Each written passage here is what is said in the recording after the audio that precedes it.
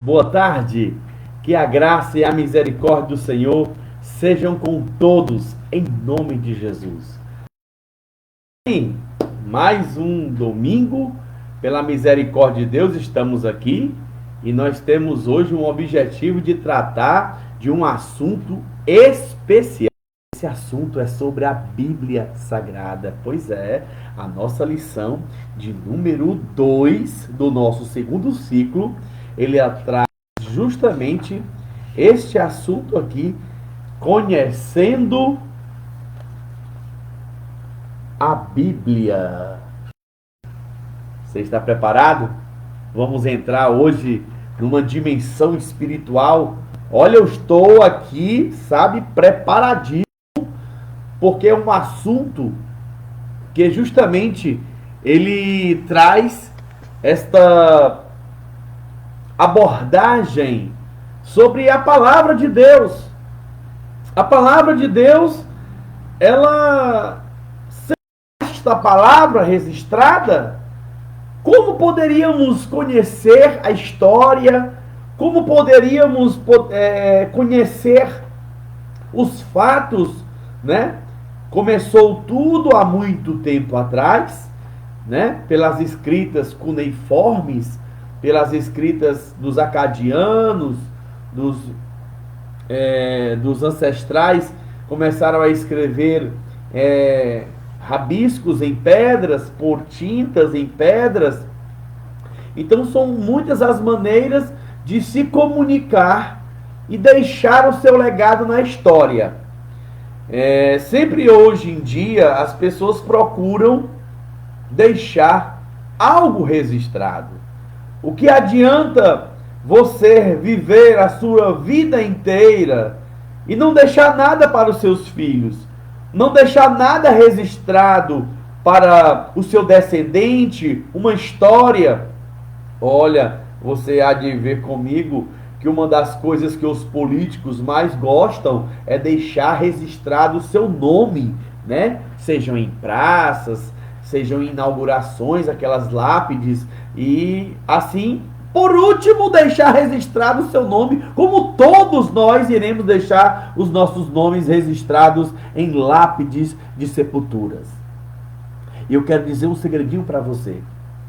Na sepultura, nós temos a data do nosso nascimento. Todo mundo tem que ter a data do seu nascimento, né? Eu nasci em 1982 e eu vou ter minha data de falecimento. Todo mundo vai ter essa data de nascimento, essa data de falecimento.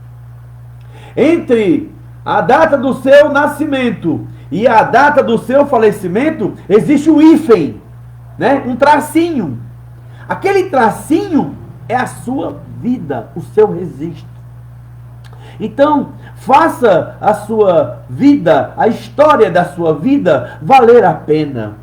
Não deixe que esse pequeno hífen, que é a história de todas as pessoas que um dia irão viver nesta vida, porque a única coisa que nós temos a certeza que nós vamos deixar são duas datas, a do seu nascimento e a da sua partida.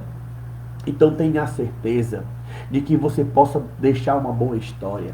Saiba que se em Cristo você tiver a certeza da sua salvação, a certeza do conhecimento da palavra de Deus, você vai fazer uma nova história. Porque a Bíblia diz que aquele que está em Cristo, nova criatura será. As coisas velhas se passaram e eis que tudo se fez novo. A Bíblia diz que Cristo nos oferece uma oportunidade de vida eterna. É esta oportunidade de vida eterna a qual nós estamos abraçando através da sua palavra que nos orienta.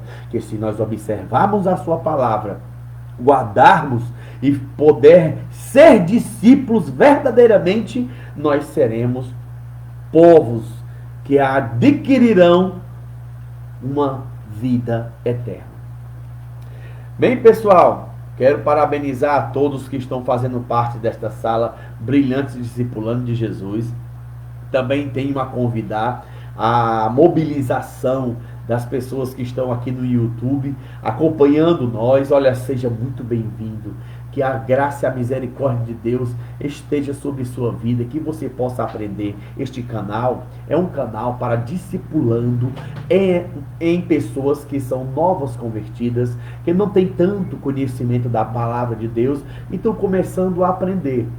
Então, às vezes, você que já é um cristão há muito tempo, talvez existem palavras aqui que a gente até comente, que para você já é muito notório, já é de praxe, de costume, você está sempre ouvindo essas mesmas expressões.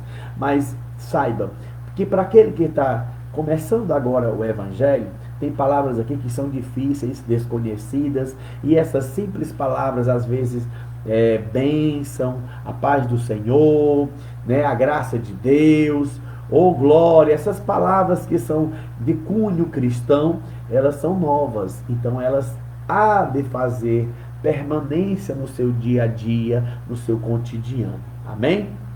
Graças a Deus. Pessoal, conhecendo a Bíblia hoje vai trazer muitas, e eu tenho aqui 2 livros que irão nos auxiliar, certo?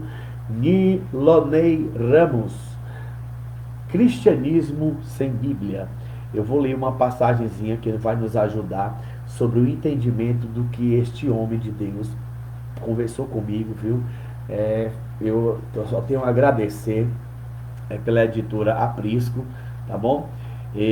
Nós conversamos e ele me deu muitos incentivos. Eu disse, cara, muito obrigado, pastor, por a sua colocação, por sua esse trabalho maravilhoso de cristianismo sem Bíblia, É um livro que vem a tratar sobre a vida do cristianismo sem a Bíblia, As pessoas enfrentam problemas, enfrentam dificuldades, e o principal da vida cristã é ter o conhecimento da palavra. Então aqui eu vou ler uma passagemzinha para que a gente possa trazer um bom conhecimento.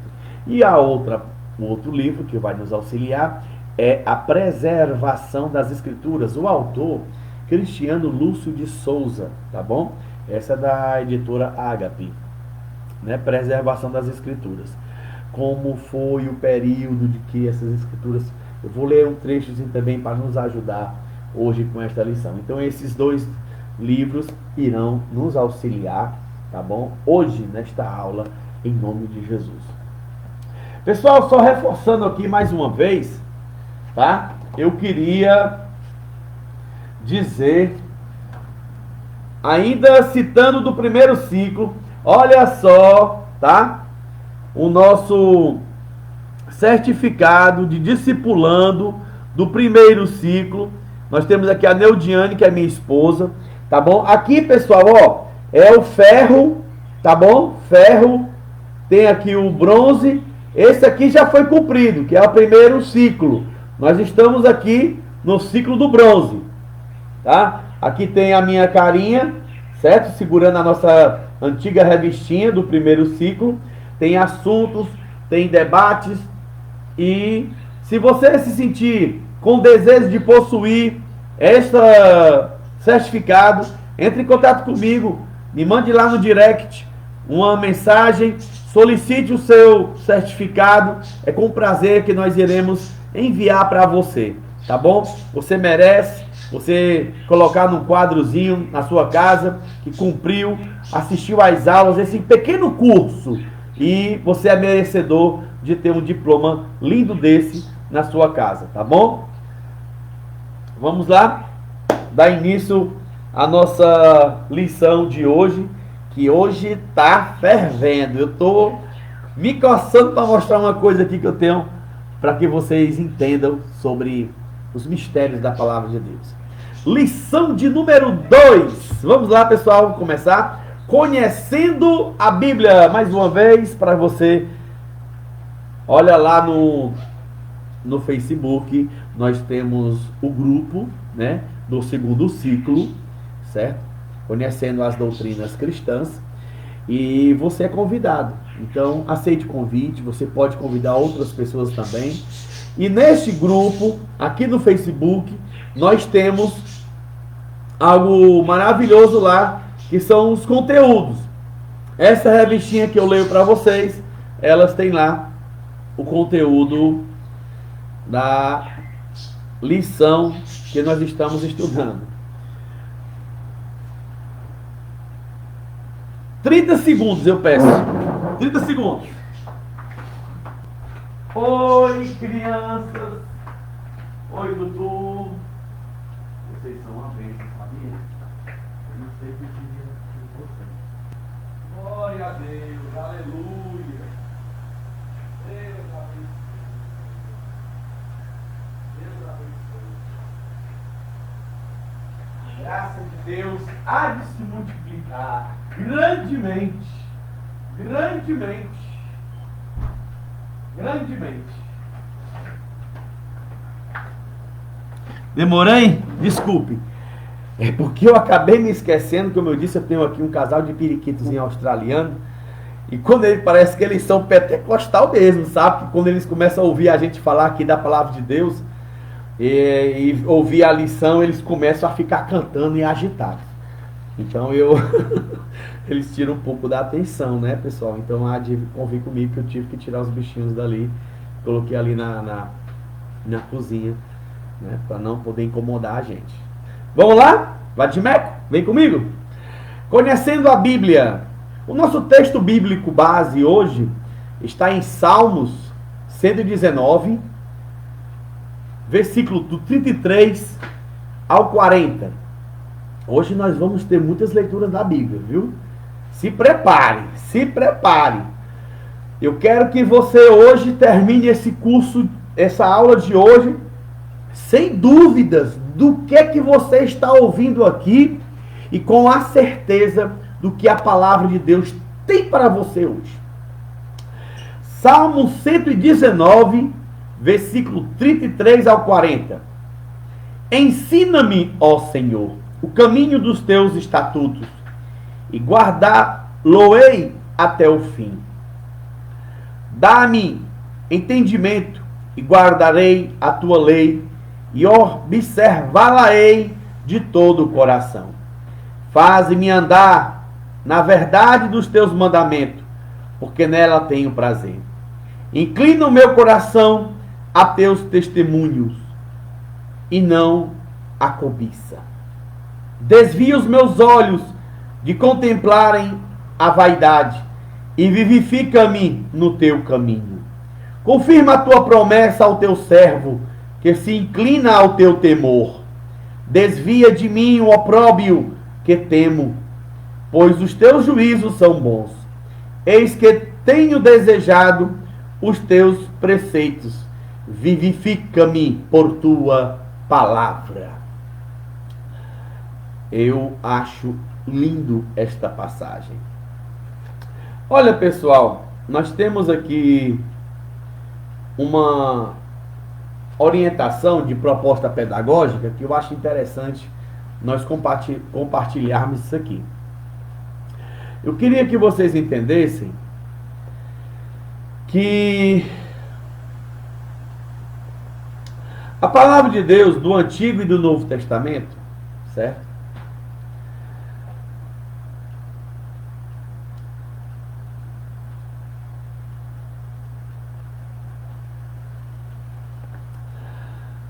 Quando você procura um livro no Novo Testamento, ou no Antigo Testamento, até parece difícil você achar, né?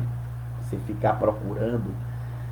É comum isso acontecer, certo? A pessoa ficar procurando onde é que está escrito, principalmente para os novos convertidos, é difícil. Eu vou dizer o seguinte, o que eu fiz, né? Eu me lembro bem, quando eu novo convertido, certo? Essa era a minha primeira Bíblia, que a minha bisavó me deu. Abra a Bíblia em Safonias. Onde é que fica Safonias? Quem é Safonias? Safonias é um dos profetas menores, está no Antigo Testamento, na Taná, para quem já tem um pouco mais de conhecimento sobre as Escrituras. Bem, para nós é o Antigo Testamento. Então eu não sei se eu vou conseguir aqui mostrar, toda a Bíblia tem isso aqui, ó. Eu gosto de mostrar para vocês. Olha só. Aqui, opa, pronto. Bíblia Sagrada. Aí eu tenho aqui, ó, o livro e a página. Que é a página. O livro do Novo e a página. Aí eu vinha, livro de Sofonias. Sofonias é o quarto último livro do Antigo Testamento. Na minha Bíblia está na página 873. Aí eu ia lá na página 873. 873. Vamos lá. Ah, isso não tem necessidade. Será? Pronto. Olha só. Onde é que eu tô? Na página. Ah, tá aqui. O nome Sofonias. Não tem página, né? De como a. Mas tá 873. Então nós vamos ver a 874. Bem aqui em cima. Certo? Sofonias 874. É um livro pequeno, tá bom? Só contém 3 capítulos. Aqui. Bem aqui você vê a página 874. Então, o que foi que eu acabei de fazer? Trouxe para você um entendimento para poder achar mais fácil a palavra de Deus, tá bom? Do mesmo jeito no Novo Testamento. Você vai lá no índice, procura qual é, quando pedir para abrir, você procura na página e vai lá no livro que foi solicitado e você procura e acha. Até você tirar o costume de poder abrir ela, já saber decorar onde é que fica as passagens, tá bom? Vai ficar muito bom assim para você. Olha só, na Bíblia protestante, na Bíblia, no Antigo Testamento, nós temos o Pentateuco, né? Ou Torá. O que são esses livros? É os 5 primeiros livros de Moisés. Nós temos Gênesis, Êxodo, Levítico, Números e Deuteronômio. Aí depois nós temos os livros históricos. Josué, Juízes, Ruth, 1º e 2º Samuel, 1º e 2º Reis, 1º e 2º Crônicas, Esdras, Neemias e Esther. São os livros históricos. Aí nós temos os livros poéticos. Jó, Salmo, Provérbio, Eclesiastes, Cantares de Salomão. Aí nós temos livros proféticos. Os profetas maiores. Isaías, Jeremias, Lamentações de Jeremias, Ezequiel, Daniel. Aí depois nós vamos para os profetas menores. No caso, Sofonias, ele faz parte dos profetas menores. Que são Oséias, Joel, Amós, Obadias, Miqueias, Naum, Abacuque, Sofonias, Ageu, Zacarias e Malaquias. Esses são os livros que compõem o Antigo Testamento. E ele se divide na Bíblia protestante de o Pentateuco, que são penta, quer dizer 5, para você não se equivocar. O Brasil, na Copa do Mundo, ele tem quantas estrelas? 5. Como é que se chama o título do Brasil? Pentacampeão, né? Se ele ganhasse agora outra campanha de Copa do Mundo, o Brasil ia para quantas estrelas? 6. E qual seria o nome desse título? Hexacampeão, tá? É uma expressão latim, tá bom? Penta, hexa. Então, pessoal, vamos aqui. Nós temos o Pentateuco, que quer dizer 5 livros, os 5 primeiros livros da Bíblia, os livros históricos livros poéticos e livros proféticos, onde tem os profetas maiores e os profetas menores. No Novo Testamento, a divisão ela é bem mais fácil, porque começa logo com quem? Os evangelhos. Os evangelhos são 4: Mateus, Marcos, Lucas e João, certo? E depois nós temos os livros históricos. Só temos um livro histórico no Novo Testamento. Você poderia arriscar de dizer qual é? Atos dos Apóstolos. É o único livro histórico que nós temos. Aí vem as epístolas paulinas. Nas epístolas paulinas, nós vamos ter o primeiro, Romanos, 1ª e 2ª Coríntios, Gálatas, Éfesios, Filipenses, Colossenses, 1ª e 2ª Tessalonicenses, 1º e 2º Timóteo, Tito e Filemon. Aí nós temos as epístolas gerais, que são Hebreus, o autor é desconhecido, certo? Temos a epístola de Tiago, 1ª e 2ª Pedro, 1º, 2º e 3º João e Judas. Esses são as epístolas gerais que nós temos. E o livro profético, só temos um também. Como é o nome dele? Qual é aquele livro que fala das revelações do final dos tempos? Você consegue dizer aí? Hein? Que fala sobre a vinda de Jesus? Apocalipse. Pois é. Bem, pessoal, então fica bem certo, evidente, né, a compreensão dos livros que compõem o Novo Testamento. A sua divisão é os 4 evangelhos, o livro histórico, que é só um, que é Atos dos Apóstolos. Aí tem as epístolas paulinas, né, que é Coríntios, Romanos, né, as cartas que ele escreveu, né, são as epístolas paulinas. Temos as epístolas gerais, que é onde está escrito Hebreus, Tiago, Pedro, João e Judas, as epístolas gerais. E o livro profético, que também é só um, que é Apocalipse. Tá bom? Não há um livro igual à Bíblia. Não há.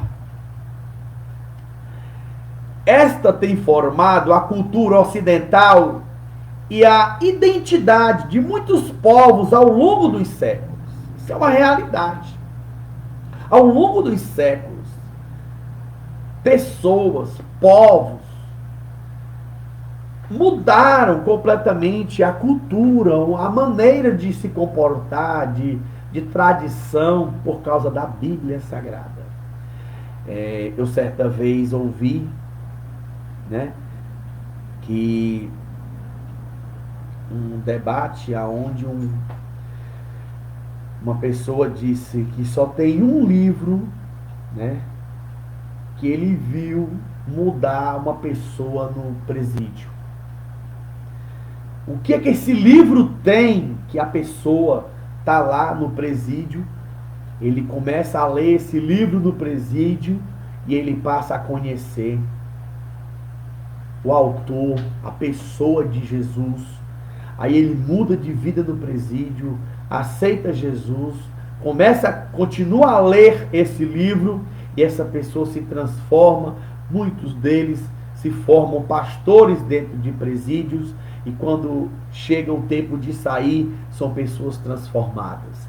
O único livro que transforma vidas dentro de presídios, pessoas condenadas, é a palavra de Deus. O poder dela é imensurável, é indiscutível o que ela tem feito em muitas vidas, na minha vida, na sua vida. A palavra de Deus, a leitura deste livro, ela traz poder de transformação, prosperidade, prosperação no amor, prosperidade no companheirismo, prosperidade no lar, prosperidade no teu relacionamento, prosperidade entre os teus filhos, prosperidade entre a tua família, prosperidade financeira, prosperidade para a tua felicidade, coisa que muitas pessoas estão buscando hoje.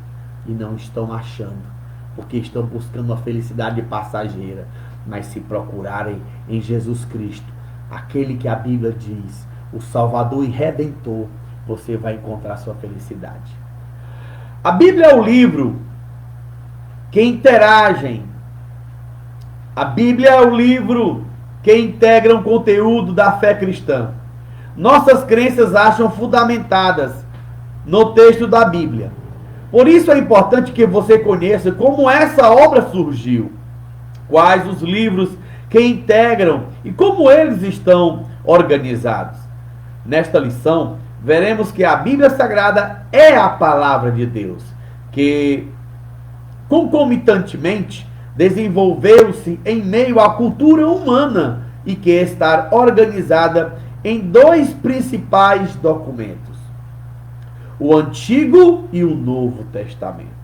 Esses são os assuntos da presente lição. Como eu falei, vou pegar aqui um auxílio, certo? De uma leitura bem básica sobre a preservação das Escrituras. Olha só, pessoal, como é interessante. A Bíblia Sagrada é o livro mais importante, inclusive em todos os países, língua portuguesa, despertando o interesse de milhões de leitores. É o fundamento da fé de multidões de pessoas e, ao mesmo tempo, o best-seller, o livro mais lido de todo o mundo. É um produto culturalmente precioso. Trata-se de obra de valor inestimável. A palavra de Deus é uma obra de valor inestimável. Você entende isso? Talvez se eu estivesse aqui tentando distribuir para você ouro, prata, talvez você tivesse interesse. Mas eu não estou aqui dando um material de ouro ou prata. Eu estou passando para você um material de valor inestimável. Aleluia. Ô glória. Fonte inesgotável de bênçãos e inspiração. Fabulosa mina de riquezas espirituais e consolo nas horas de aflição. É a única obra capaz de revelar o plano de Deus ao homem. A Bíblia Sagrada, ao longo dos séculos, tem sido o livro dos livros, poderoso, indestrutível, lindo, o melhor, o mais antigo, o mais maravilhoso, o mais traduzido, o mais publicado, o mais lido e mais aproveitado de todo o mundo. Na história mundial, muitos homens e mulheres de muitíssimo valor inspiraram-se nas páginas da Bíblia, nas quais há o poder para enobrecer os espíritos, abrir os horizontes, enriquecer as mentes, aperfeiçoar as personalidades, transformar as vontades e salvar as vidas. Muitos pregadores têm descoberto e divulgado suas verdades entesouradas. Muitos estadistas, professores, escritores não cessam de aproveitar suas riquezas literárias. Apesar do valor inestimável da enorme popularidade da Bíblia Sagrada, pesquisas revelam em lugares diversos que o conhecimento bíblico de muitas pessoas, mesmo muitíssimo educadas, é pequeno. Desconhecem que a Bíblia hebraica é o Velho Testamento na Bíblia Sagrada em português. O que ele falou aqui no final, eu acho que vai dar certo aqui eu entrar. Eu vou ler aqui para você entender o que eu acabei de ler. Desconhecem que a Bíblia hebraica é o Velho Testamento na Bíblia Sagrada em português. O que é que acontece? Para você que não entende, O judeu, ele só acredita no hebraico. Vou lhe mostrar aqui algumas traduções para você. Tá bom? Eu vou mostrar aqui 4 tipos de Bíblias. Essas aqui são importantes. Aqui é a Septuaginta, é a Bíblia hebraica, tá certo? Esta Bíblia hebraica, ela é completamente em hebraico, tá? Os judeus, certo? As sinagogas judaicas, eles só aceitam a leitura a partir deste livro aqui, né? E tem que ser nesta tradução que tem aqui. Eles criticam, né, até mesmo os evangélicos, os protestantes, os cristãos, de forma geral, por ter o Novo Testamento de tradução, da tradução, da tradução, da tradução, da tradução. Você entendeu, né? Que a Bíblia não saiu daqui do hebraico, pulou para o português. Não foi bem assim. Ela vem de tradução, de tradução. Para este hebraico chegar nas minhas mãos, quero que você entenda, tá bom? Primeiro, ela veio para cá, para a Septuaginta, certo? Na Septuaginta, ela é escrita em grego, tá certo?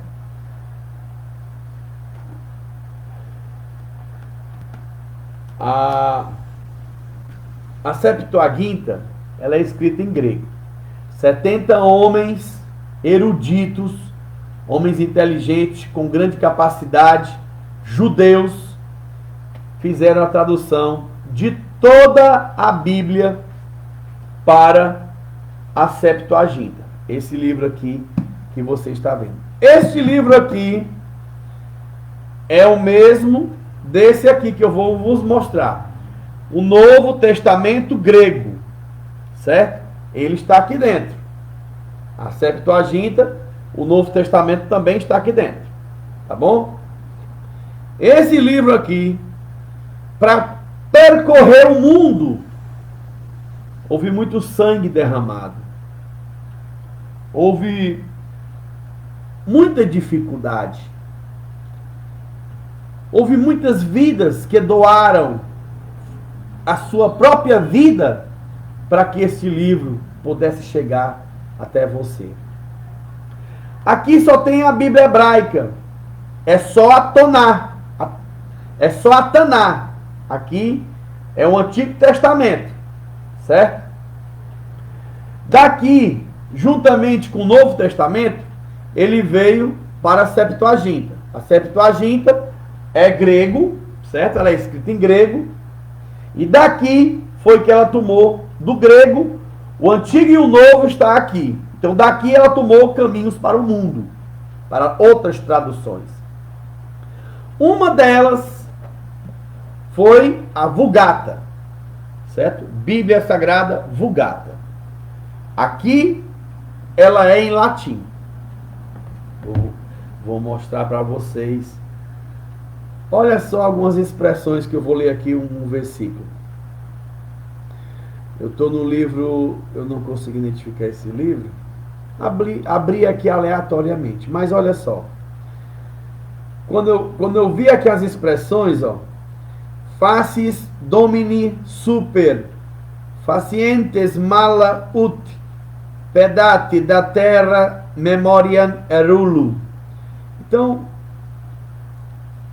esta Bíblia Vulgata, o nome vulgar, como eu já estive explicando em outro momento, é uma expressão popular. Então, eles pegaram a Bíblia da Septuaginta, do grego, e partiram para a Vulgata, para tentarem traduzir em uma língua mais popular, para que as pessoas entendessem. Aqui, a Igreja Católica predominou por muitos anos, até surgir no ano de 1600 aproximadamente, Martinho Lutero, aonde ele era um monge alemão e ele, em discordância de vários costumes que a Igreja Católica vinha a praticar, como, por exemplo, a venda de indulgências, né? Onde você pagava para ver a pluma do Espírito Santo, subir degraus nas igrejas, e pecados eram perdoados. Se você pagasse mais, outras pessoas da sua família, para rezar se pagava para poder livrar a alma do purgatório. E vários artigos, artigos achados, né? Crânio de João Batista, para você poder ver essas relíquias, né? Que para eles eram achados, você tinha perdão dos seus pecados em parte. E conta-se a história que, se fosse juntar os crânios de João Batista que existia, acredita-se que havia muito mais de 2.000 pregadores chamados de João Batista, de crânios espalhados, para juntar dinheiro para as pessoas construírem a Basílica de São Pietro. Pois bem, então em 1500 aproximadamente, né, essa data, Martinho Lutero, ele pegou esta Bíblia aqui, a Vulgata, certo? Latim, e ele, com muita luta, muita perseguição, ele fez as 95 teses de Martinho Lutero.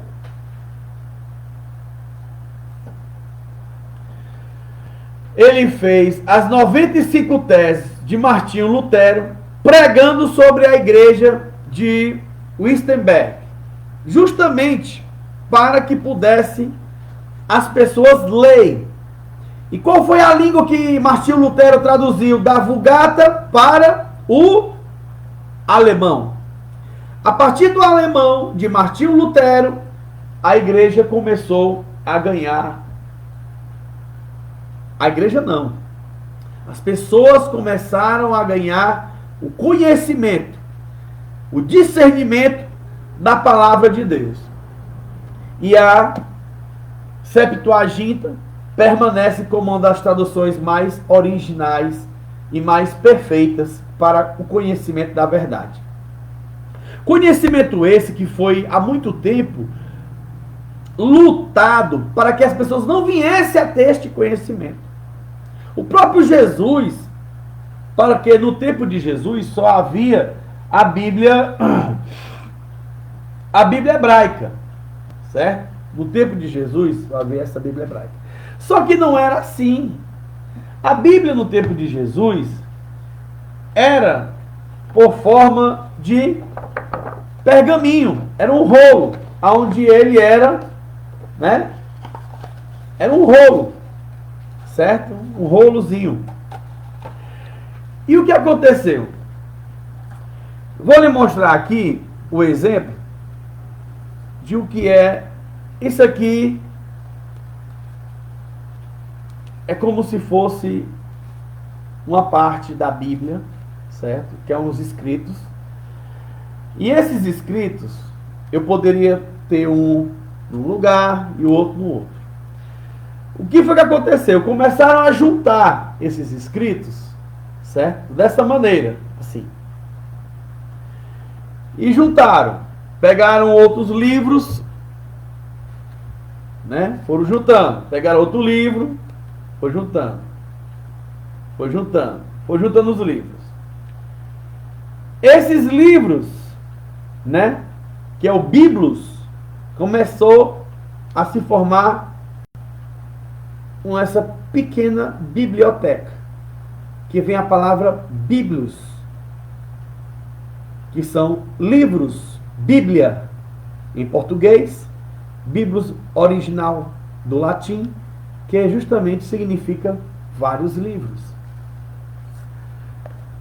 Então a tradução da palavra de Deus ela foi ocultada da humanidade, de muitas pessoas, por questões políticas, por questões religiosas, por muito tempo, até as pessoas enfrentarem um sistema e levarem ao conhecimento, para que a pessoa pudesse saber o significado do Evangelho, o significado da palavra de Deus.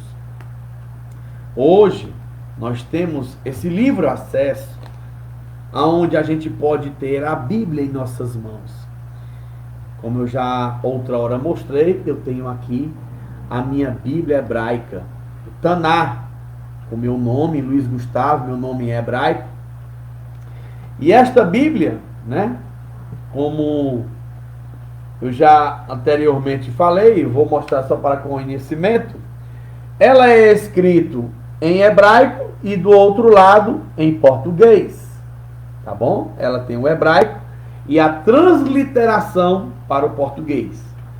É uma Bíblia respeitosa, uma Bíblia de cunho muito passado por rabinos, por pessoas, por doutores, pessoas muito inteligentes, para poder ela sair do hebraico para o português. Então, há muita guerra no mundo a respeito da palavra de Deus. Mas eu quero ler algumas passagens da Bíblia. Primeira passagem da Bíblia está em Jeremias capítulo 15, versículo 16, que diz assim: achadas as tuas palavras, logo as comi, e elas foram gozo e alegria ao meu coração, pois pelo teu nome me chamo, ó Senhor Deus dos exércitos. O profeta, ao achar as palavras de Deus, logo ele as comeu. Me traz aqui logo uma lembrança que Jesus disse uma certa vez para os discípulos, quando eles estavam com fome. Ele disse: nem só de pão viverá o homem, mas de toda a palavra de Deus que sai da boca de Deus. O Jeremias aqui, no ano 600 antes de Cristo, ele já estava se alimentando da palavra de Deus. Não existia Bíblia nessa época.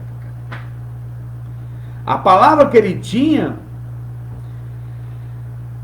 era o Taná, o Antigo Testamento, mais precisamente a Torá. E só quem tinha esses escritos, o rolo da lei, era só dentro da sinagoga. O rabino fazia a leitura, principalmente aos sábados, porque na tradição judaica, né, você há de saber comigo que domingo, segunda, terça, quarta, quinta e sexta, até o pôr do sol, se trabalhava. Mas a partir do pôr do sol até o sábado, era um dia de se adorar a Deus, buscar o Senhor, ir para a sinagoga para poder aprender a palavra de Deus. Era a folga do dia do Senhor, a qual nós tenhamos que estar se debruçando para poder adorar a Deus. Hoje, a nossa diferença hoje é que nós não descansamos num dia, nós descansamos numa pessoa. Quem é essa pessoa? Jesus. Então essa é a grande diferença do judaísmo para o cristianismo hoje, né? Existem religiões aí que guardam o sábado, né? Mas eles se esquecem de algumas tradições que foram quebradas, né? Algumas leis que mudaram, porque nós temos uma nova aliança. Nós não guardamos mais um dia, nós guardamos uma pessoa. Nós temos o descanso em uma pessoa, o descanso dos teus pecados, o descanso das tuas dificuldades. Quem alivia teu fardo pesado e difícil é Jesus Cristo. Pega essa visão, aprenda. Olha, estava acontecendo também uma falta de entendimento muito grande lá no profeta Oséias. O profeta Oséias, depois de Daniel, o capítulo 4, versículo 6, está escrito assim: o meu povo é destruído por falta de conhecimento. Porque tu rejeitaste o conhecimento, também eu te rejeitarei como meu sacerdócio, visto que te esqueceste da lei do teu Deus. Também eu me esquecerei dos teus filhos. Aqui já é no ano 785 a.C. Está falando a respeito desta palavra maravilhosa que é a palavra de Deus. Então o Senhor está falando dessa destruição que acontece na vida das pessoas por desprezar a palavra. Quantas pessoas estão perdendo as suas vidas, deixando elas serem destruídas na prostituição, no vício, nas drogas, na mentira, no engano, no roubo, na ganância, porque estão desprezando a palavra de Deus. Olhe, eu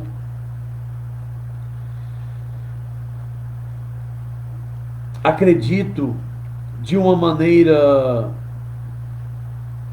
muito forte que a palavra de Deus, ela traz vida para aquele que a escuta. A palavra de Deus é um único caminho para que você tenha conhecimento e não falta dele. Olha só, se nós pudermos agora abrir a sua Bíblia aí, em Mateus capítulo 22, versículo 29, está escrito assim: errais em não conhecer as Escrituras, nem o poder de Deus. Não errais vós em razão de não conhecer as Escrituras, nem o poder de Deus. Em Mateus está escrito isso, que foi o próprio Jesus que falou. A outra passagem bíblica está em João capítulo 5, versículo 39. Examinai as Escrituras, porque hão de ter nela a vida eterna, e são elas que testificam de mim. Agora eu vou para uma passagem muito mais forte, para você abrir o seu entendimento e o seu conhecimento sobre as Escrituras Sagradas. Lá no livro de 2 Timóteo, capítulo 3, versículo 16 e 17, diz assim a palavra do Senhor: toda Escritura é divinamente inspirada e proveitosa para ensinar, para repreender, para corrigir, para instruir em justiça, a fim de que o homem de Deus seja perfeito e perfeitamente preparado para toda boa obra. Toda Escritura é divinamente inspirada. Ai, quem escreveu a Bíblia foi o homem. Lógico, se não fosse o homem, ela não teria chegado até aqui. As máquinas fizeram as impressões, mas ela é a inspiração de Deus. Não tem como ter erros na palavra do Senhor. Olha, Romanos, capítulo 15, versículo 4 e 5, diz assim: pois tudo o que outrora foi escrito, para o nosso ensino foi escrito, para que pela paciência e consolação das Escrituras tenhamos esperança. Ora, o Deus de paciência e consolação vos conceda o mesmo sentimento uns para com os outros, segundo Cristo Jesus. Tudo que outrora foi escrito, para o nosso ensino foi escrito, para que pela consolação e esperança, para que consolação e paciência das Escrituras, consolação, paciência nas Escrituras, tenhamos esperança. Olha, 1 Coríntios capítulo 10, versículo 11. Aqui fala sobre o aviso da história de Israel. Diz assim: tudo isso lhes aconteceu como exemplo, e estas coisas estão escritas para aviso nosso, para que são chegado o fim dos séculos. Tudo que aconteceu, olha só, nós temos casos em que o povo de Israel foi espalhado pelo deserto, está registrado. O povo cobiçou as coisas más, o povo adorou a idolatria, o povo se prostituiu, o povo não temeu ao Senhor, o povo murmurou, e tudo isso houve consequências. Como ainda hoje há consequências na vida de uma pessoa que só murmura, na vida de uma pessoa que só faz práticas de idolatria. Idolatria no sentido de adorar uma imagem de escultura, de se devocionar. Um judeu, jamais ele se prostra, ou ele fará qualquer imagem que seja, para poder adorar, em remeter à pessoa de Deus. Não existe. Porque ele sabe perfeitamente que a palavra de Deus, ela proíbe tais práticas. Somente através do nome que eles nem podem pronunciar. Também nós não, porque ele é o tetagrama, ele é um nome indecifrável. A gente tem algumas palavras, o judeu, por exemplo, para não dizer Adonai, ele diz Rashem. Rashem quer dizer Senhor, Senhor. E o nome de Deus, ele se debruça de várias personificações. Ele tem Jeová Jireh, Jeová Rafá, Jeová Nissim, Jeová. São todas, Jeová quer dizer Senhor. Jeová não é o nome de Deus. Agora, a Bíblia diz claramente, em Atos dos Apóstolos, para a vossa compreensão, para a vossa aprendizagem. Capítulo 4, versículo 12, está escrito: em nenhum outro há salvação, pois também debaixo do céu nenhum outro nome há dado entre os homens pelo qual devamos ser salvos. Que nome é esse? Que nome é esse? Que nenhum outro nome há debaixo do céu dado entre os homens pelo qual devamos ser salvos. Esse nome, ele é precioso. Este nome, a palavra de Deus diz claramente.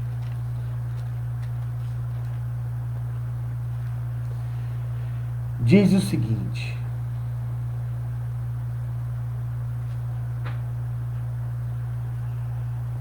olha, 1 Timóteo,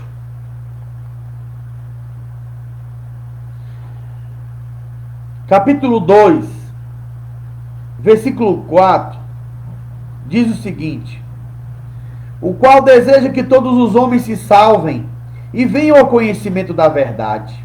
Porque há um só Deus e um só mediador entre Deus e os homens, Cristo Jesus, homem. Continua, versículo 6 do capítulo 2. O qual se deu a si mesmo em resgate por todos, para servir de testemunho ao seu tempo. Para que eu não fique muito prolongado aqui nessas explanações, eu vou pedir para que você abra a sua Bíblia lá em Apocalipse. Último capítulo, capítulo 28 de Apocalipse, versículo 18, capítulo 22, não sei porque que eu botei 28, 22, versículo 18 e 19, que diz assim, capítulo 22 de Apocalipse, versículo 18 e 19. Eu advirto a todo aquele que ouvir as palavras da profecia deste livro, se alguém lhes acrescentar alguma coisa, Deus lhe acrescentará as pragas que estão escritas neste livro. E se alguém tirar qualquer palavra deste livro, desta profecia, Deus lhe tirará a sua parte da árvore da vida e da cidade santa que estão escritas neste livro. Não tire nem acrescente. Ai, mas aqui é no Novo Testamento. É mesmo. Provérbios, capítulo 30. Essa aqui é para finalizar. Provérbios, capítulo 30, versículos 5 e 6. Toda a palavra de Deus é perfeita. Escudo ele é para os que nele confiam. Nada acrescente às suas palavras, para que não te repreendas e seja achado mentiroso. Quer dizer que se você acrescentar alguma coisa que não está na palavra de Deus, você vai ser achado por mentiroso. Então aprenda a pregar a palavra de Deus com decência, com respeito, com compreensão sobre as escrituras sagradas. E aprenda a dizer quem é a pessoa, que não há outro nome, que não há salvação, só Jesus Cristo. Em Colossenses está escrito que ao nome de Jesus se dobre todo joelho que há no céu e na terra e debaixo da terra, e toda língua confesse que Jesus Cristo é o Senhor. Amém? Que Deus abençoe você com essa introspecção da palavra de Deus. A origem da Bíblia. Como se deu? Qual o significado do termo Bíblia? A palavra deriva do latim, que provém do grego Bíblia. Outros dois vocábulos grego, biblion, do plural, e no diminutivo de livro, biblos. O livro ou documento escrito em papiro denota a ideia de que queremos dar ao termo Bíblia escritos ou escrituras, ou seja, vários livros dentro de um só livro. Uma biblioteca em um único lugar.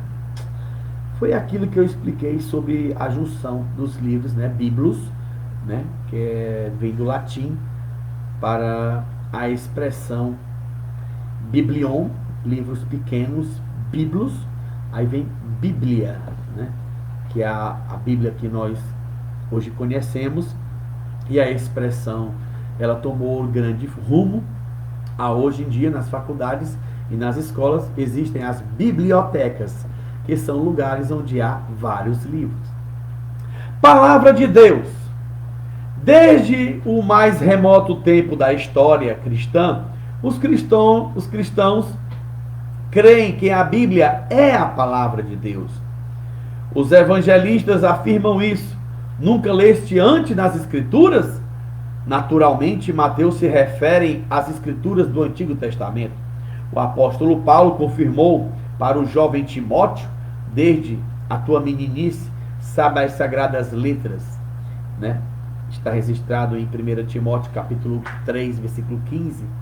E as suas epístolas foram consideradas Escrituras sagradas pelos apóstolos Pedro.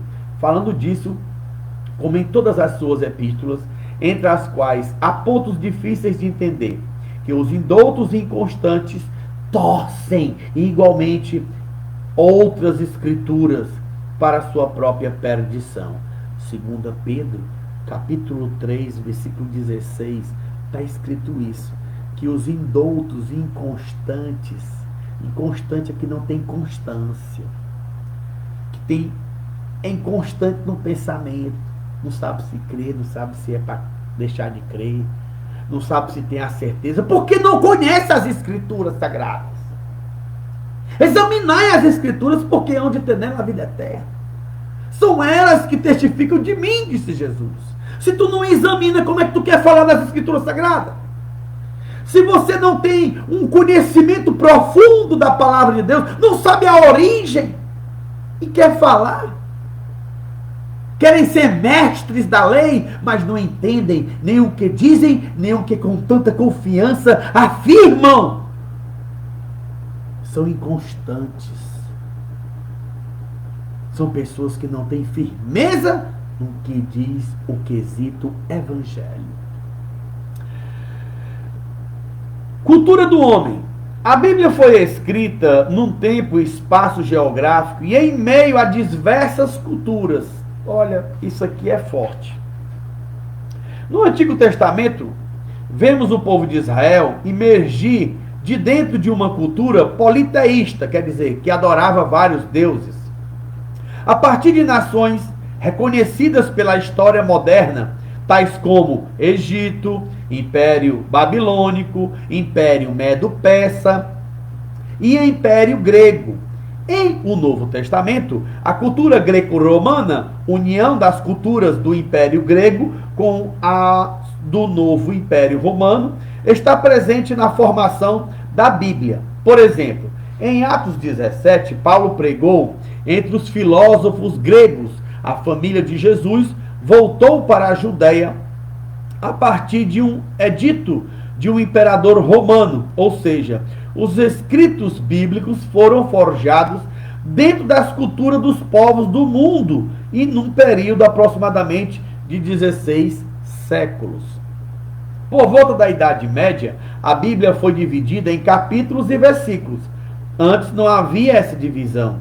Para facilitar a nossa leitura, por exemplo, quando mencionamos João 3,16, queremos dizer que o Evangelho de João, capítulo 3, versículo 16, a cultura humana facilitou a sua leitura da Bíblia. Certo?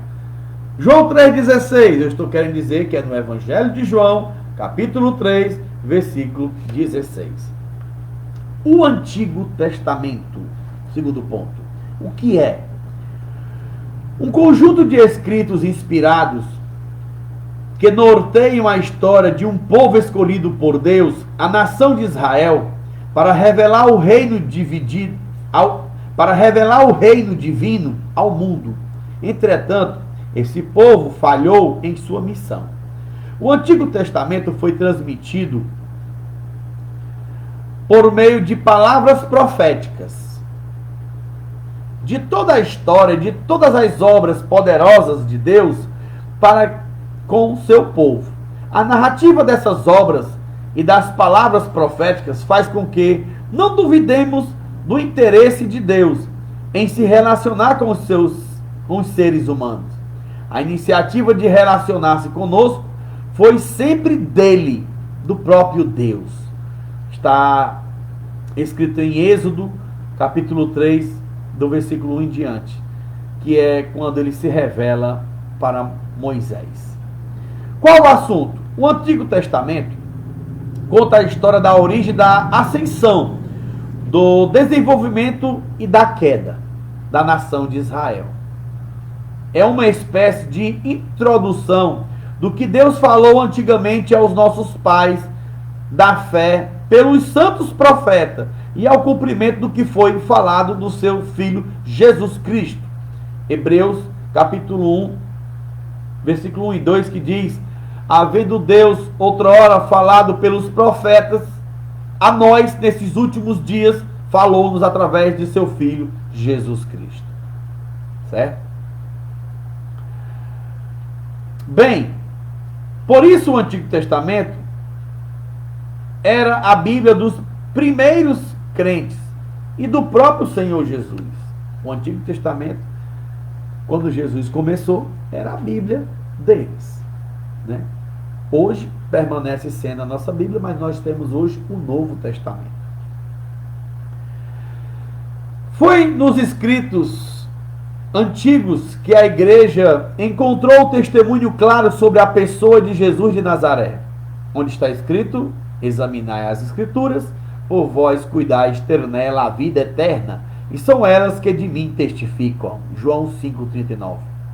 Por isso, o Antigo Testamento precisa ser lido estudado, interpretado à luz do que Jesus nos ensinou nos evangelhos e nos seus apóstolos em todo o Novo Testamento. Como está organizado?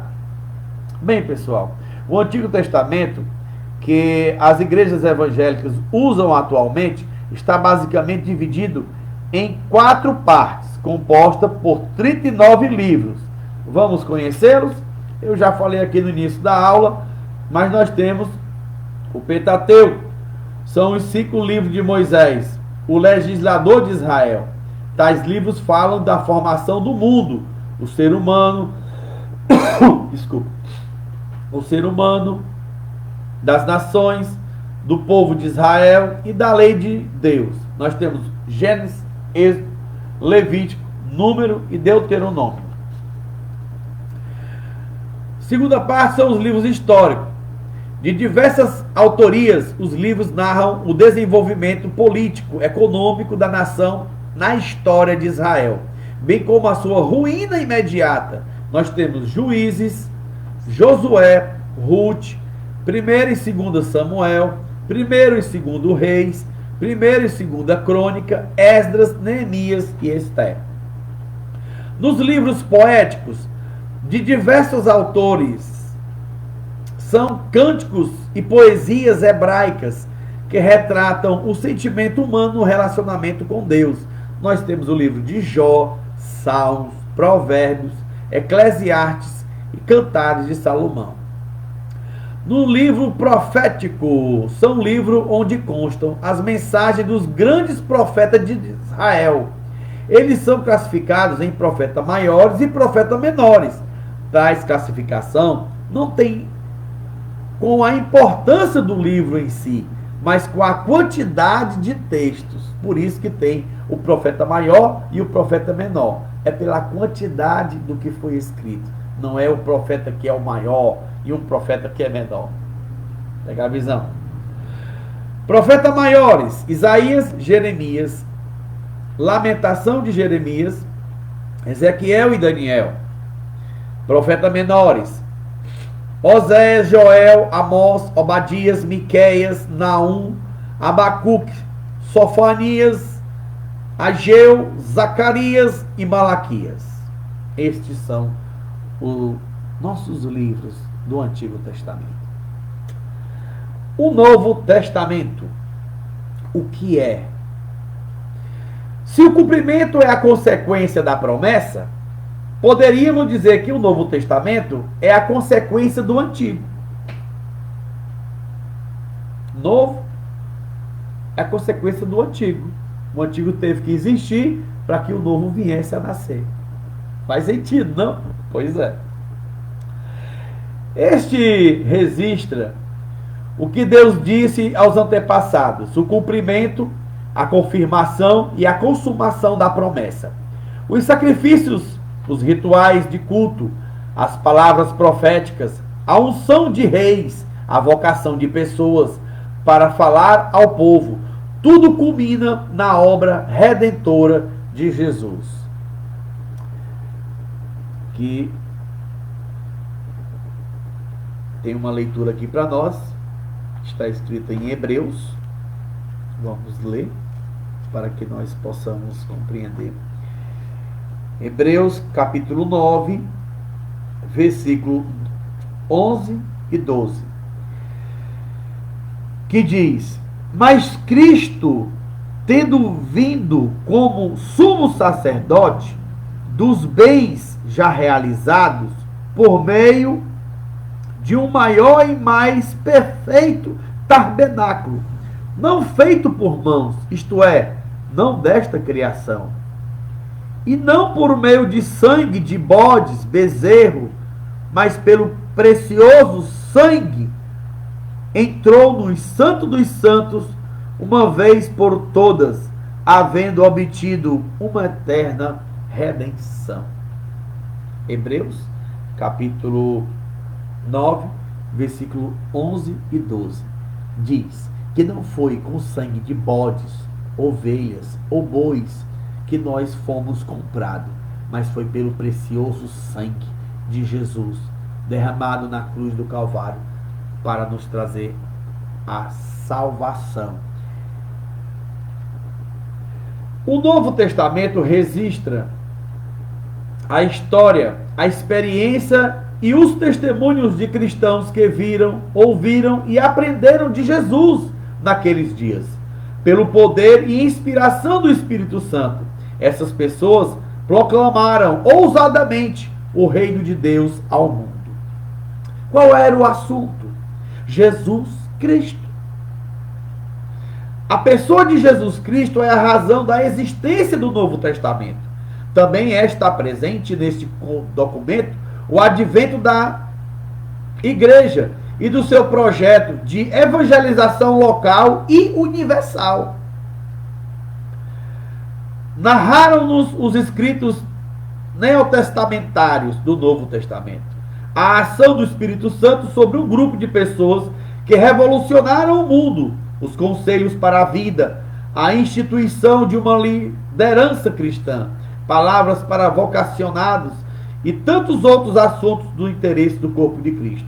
Como está organizado, são 27 livros do Novo Testamento, tem sido aceito pela igreja há mais de 20 séculos de história, quer dizer, 2000 anos, né? O documento está organizado pelo menos 4 divisões, né? São os 4 evangelhos: Mateus, Marcos, Lucas e João. Temos os livros históricos, que foi de autoria de Lucas, é apenas o livro Atos dos Apóstolos. O livro narra a origem da história da igreja em Jerusalém, do dia de Pentecoste, a sua trajetória local e mundial. 21 cartas escritas pelos apóstolos, conselheiros, práticos e doutrinários para a igreja de todos os tempos. Nós temos as epístolas paulinas, de autoria do apóstolo Paulo, Romanos, 1 e 2 Coríntios, Gálatas, Efésios, Filipenses, Colossenses, 1 e 2 Tessalonicenses, 1 e 2 Timóteo, Tito e Filemão. Epístolas gerais de diversos autores, Hebreus, que é o autor desconhecido, Tiago, 1 e 2 Pedro. Temos 1º, 2º e 3º epístolas de João e o livro de Judas. E o livro profético, de autoria do apóstolo João, é o único livro de profecia do Novo Testamento, que é o livro do Apocalipse. A nossa conclusão nesta lição: estudamos a origem da Bíblia. Deu para entender? Deu para você ter uma rápida... Porque não tem como a gente trazer tudo, mas trouxemos aqui várias explicações sobre a origem da Bíblia. Para você que talvez nunca viu uma Bíblia, abriu ou leu o que está nela escrito, eu acredito que deu para dar aqui uma boa abertura para este conhecimento, né? Vimos que desde o primeiro século da igreja cristã, os crentes aceitam o Antigo e o Novo Testamento como a palavra inspirada de Deus. Aprendemos que o nosso Senhor é o assunto principal de toda a Bíblia, principalmente do Novo Testamento. Notamos também que, ao todo, a Bíblia possui 66 livros, sendo 39 do Antigo Testamento e 27 do Novo Testamento. Portanto, conheça mais a Bíblia e aprenda sobre a sua palavra. Que Deus abençoe a todos, em nome de Jesus. Uma rápida oração para que você e a sua família sejam abençoados. Senhor meu Deus, muito obrigado. Obrigado por tomar o primeiro e último lugar. Toma de conta, Senhor, sobre os corações que nos ouviram. Guarda e até a próxima lição. Pessoal, em nome de Jesus, amém. A próxima lição nós vamos ter crendo para interpretar a Bíblia. Que Deus abençoe a todos em nome de Jesus e se prepare, porque no próximo domingo vai ter mais. Pessoal, desculpe, próximo domingo não vai dar, porque nós vamos ter festividades e eu vou estar viajando. Desculpe até interromper aqui nesse momento falar isso aqui, mas eu vou avisar para você que está esperando, tá bom? Deus abençoe você e sua família. Muito obrigado pela confiança, por estar aqui conosco. Shalom Adonai.